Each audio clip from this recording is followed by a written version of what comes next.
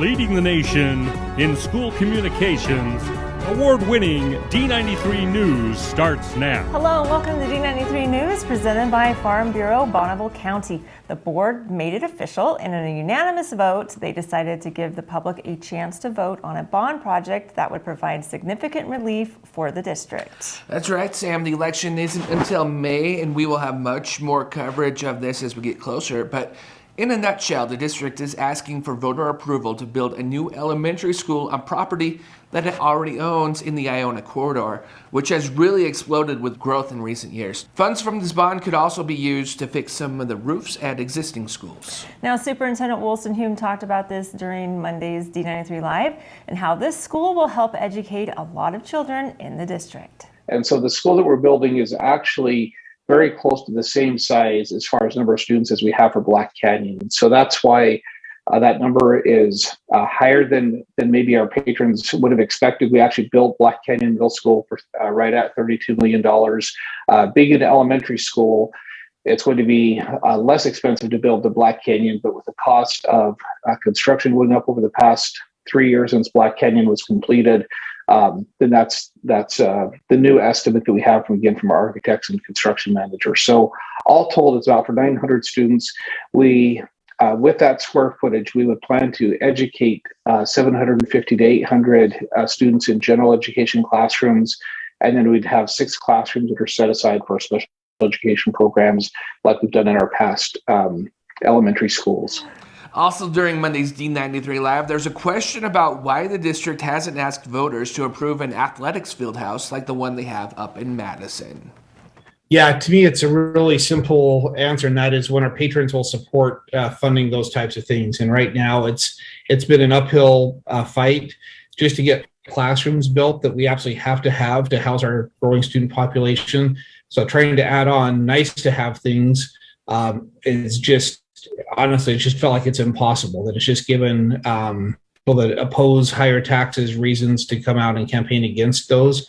Now, this doesn't mean some of these nice haves have to remain on the back burner. No, boosters and school officials at Hillcrest started a grassroots, or should I say turf roots effort to get a stadium at the school. Eric Moon tells us they are getting close to breaking ground on this much anticipated project. Westmark Stadium at Hillcrest High School will soon become reality. The school expects to break ground around late April or early May on a project that is entirely funded through donations from local businesses and the community. Assistant Principal Tyler Mills says the school is closing in on the amount of money it needs to complete the first of 2 phases of the project. As of right now, just in phase 1, so we're just in phase 1 right now, which is everything we have to play sports on it. You know, if we don't have locker rooms yet, we can still play a football game, we can still play a soccer game, those type of things. So phase 2 is going to have, you know, the concession stand, the locker rooms, all that kind of stuff. We're still looking to raise a little bit more money to cover the lights, things like that, and there's opportunities to do that for companies who they want to help and do those things, but we're real close to being able to cover everything for phase 1. One way businesses and families can donate, interestingly enough, is through bricks. We'll be selling 8x8 bricks that companies can buy, or companies or families, classes.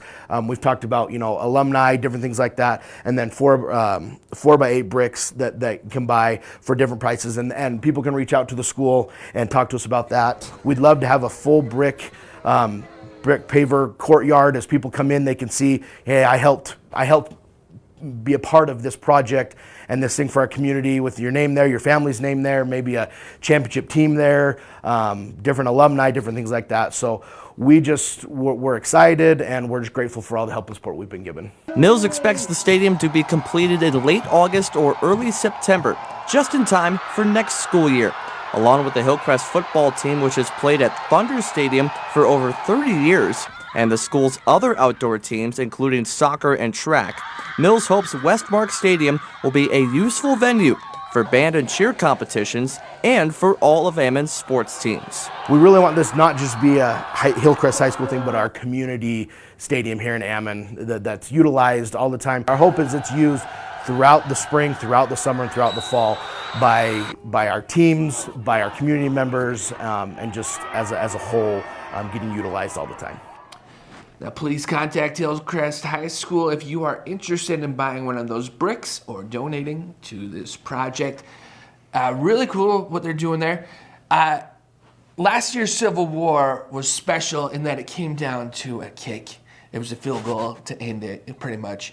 And now it has even more meaning because that was the final time that Hillcrest will host the Civil War at Thunder Stadium. It's going to be a little sad, melancholy, but we're excited that they're going to have their own stadium. It's going to really benefit the city of the town of Ammon. Yeah. It really is, and it's a great location because if you're passing by on Sunnyside, you're going to be able to see that beautiful stadium when it gets done, and just have some pride in having that happen from not taxpayers, but from patrons in the area. This is fully funded by fundraisers. Yeah, and then back to the bond that we talked about at the start of the show. We're going to have a lot more coverage on this as we get closer.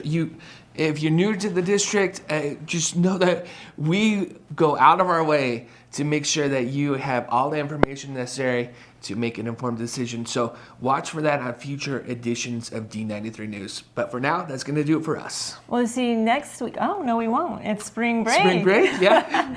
We'll see you next time on D93 News.